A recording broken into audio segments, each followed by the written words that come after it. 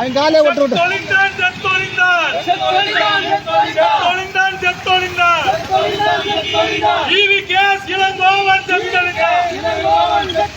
காங்கிரஸ் மூத்த நிர்வாகியும் ஈரோடு கிழக்கு தொகுதி இடைத்தேர்தலில் வெற்றி பெற்ற திரு EVKS இளங்கோவன் எம்எல்ஏவுமான EVKS இளங்கோவன் அவர்கள் இன்று உடல் நலக்குறைவால் சிகிச்சை பலனின்றி மருத்துவமனையில் உயிரிழந்தார்.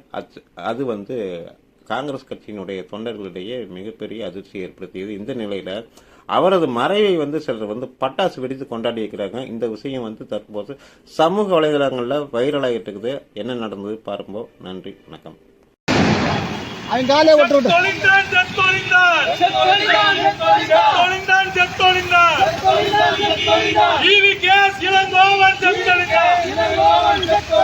மங்கள ஓசை மங்கள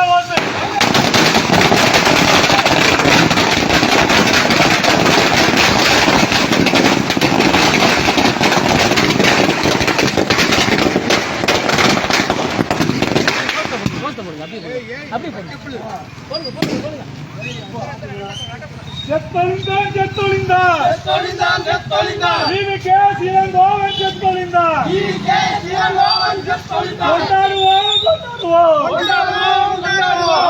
நாங்கள் கொண்டாடுவோம்.